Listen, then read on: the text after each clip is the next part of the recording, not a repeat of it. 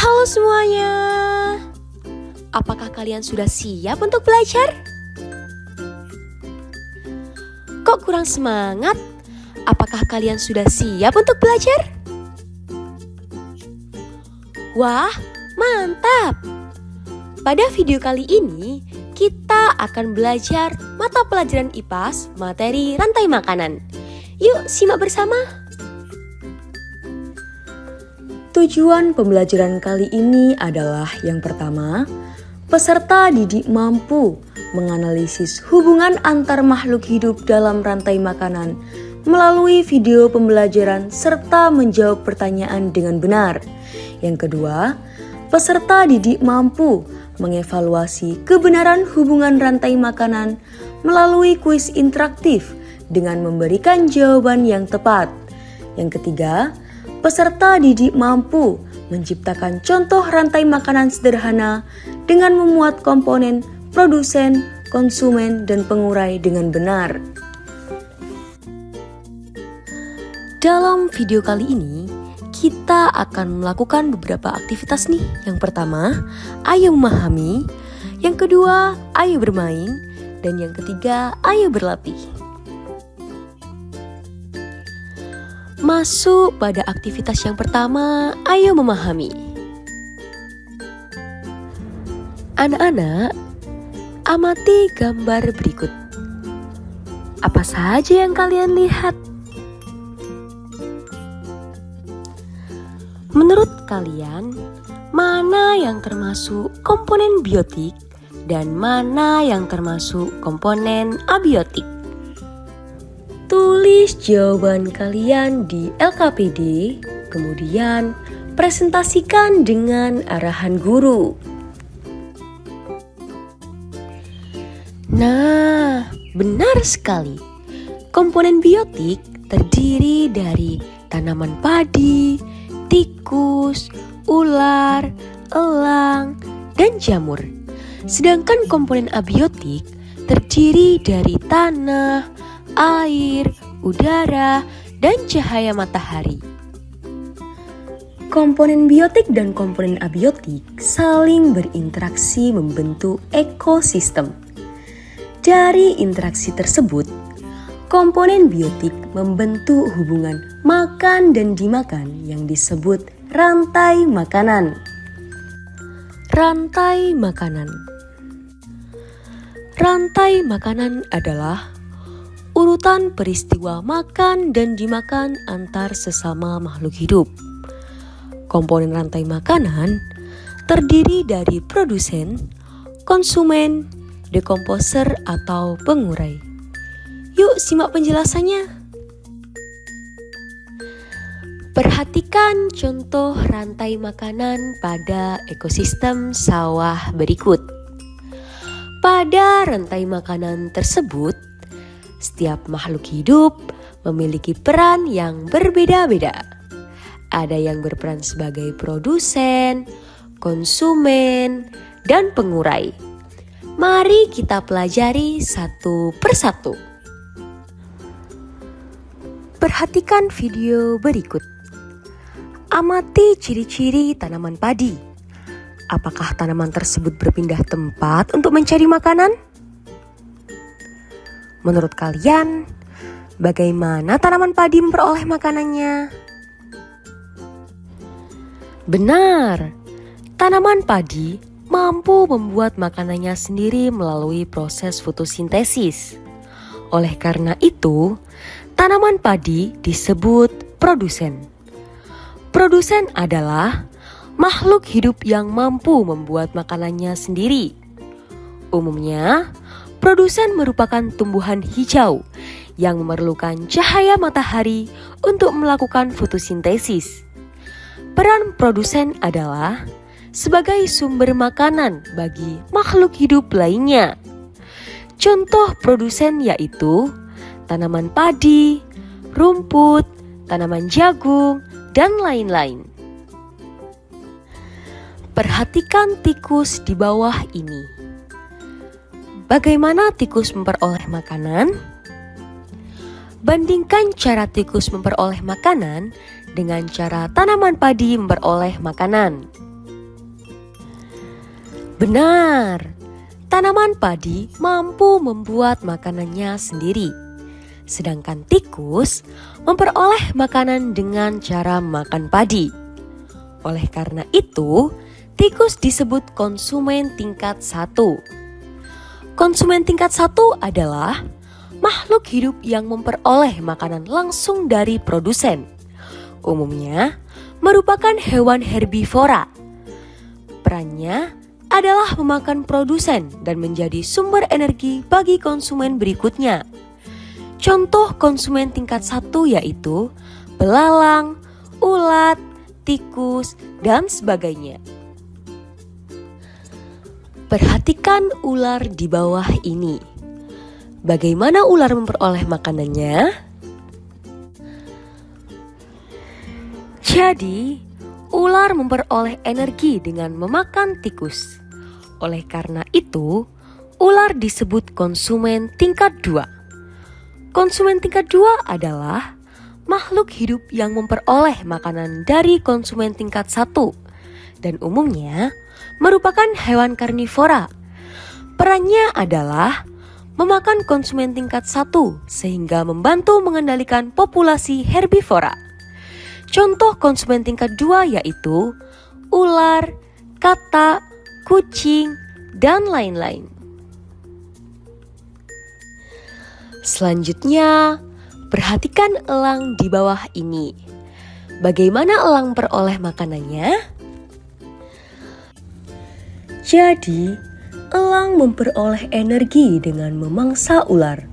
Oleh karena itu, elang disebut konsumen tingkat 3. Konsumen tingkat 3 adalah makhluk hidup yang memperoleh makanan dari konsumen tingkat 2. Umumnya merupakan hewan karnivora.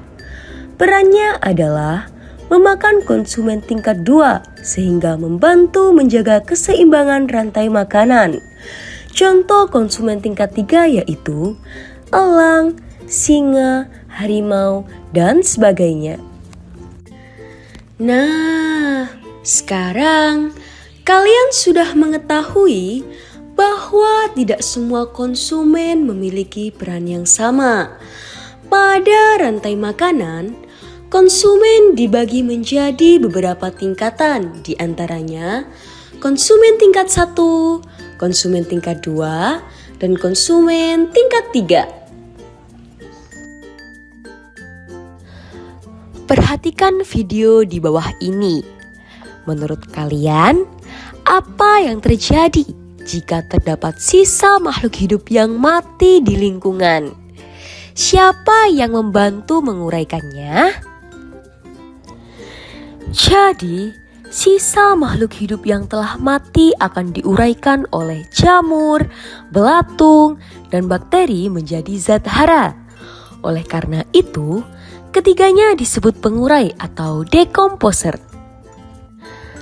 Pengurai adalah makhluk hidup yang menguraikan sisa makhluk hidup yang telah mati menjadi zat hara. Perannya adalah mengembalikan zat hara ke dalam tanah sehingga dapat dimanfaatkan kembali oleh tumbuhan. Contoh pengurai yaitu jamur, bakteri, dan belatung.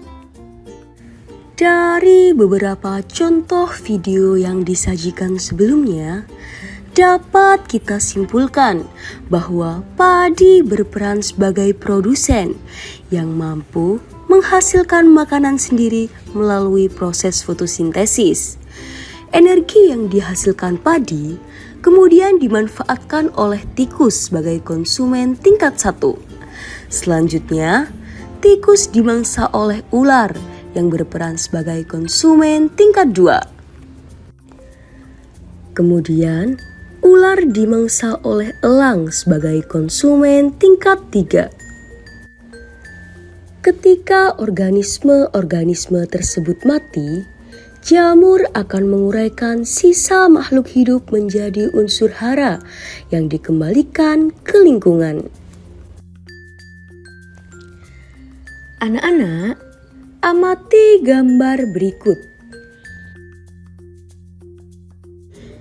identifikasilah komponen biotik dan komponen abiotik yang ada pada gambar.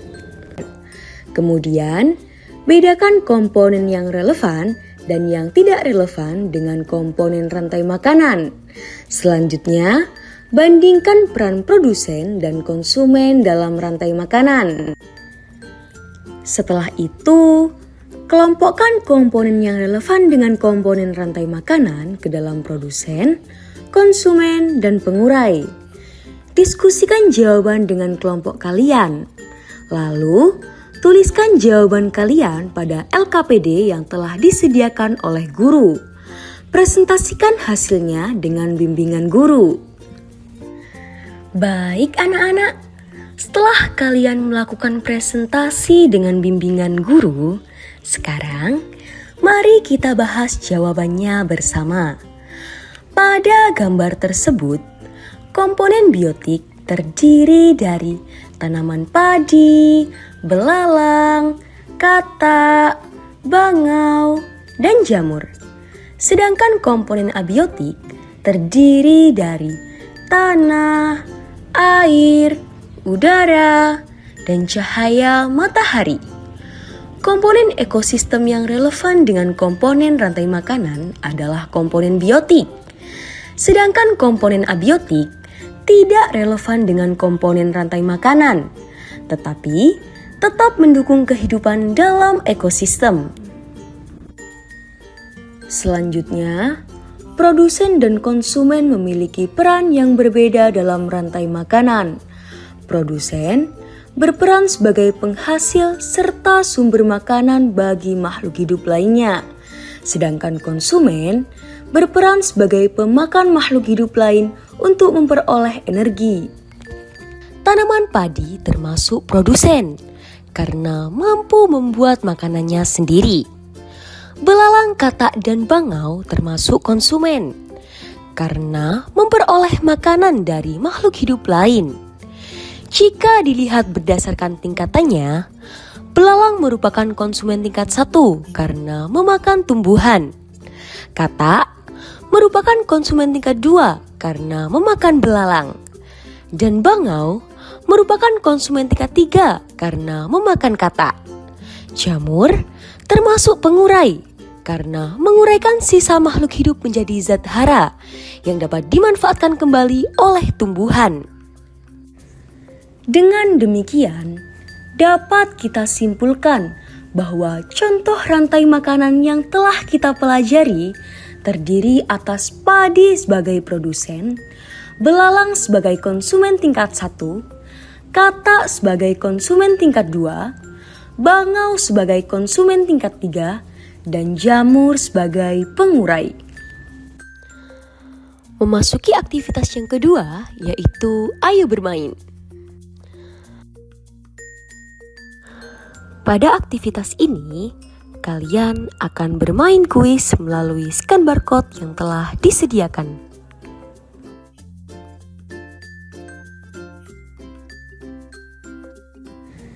Anak-anak, apakah kalian senang dengan permainan tadi?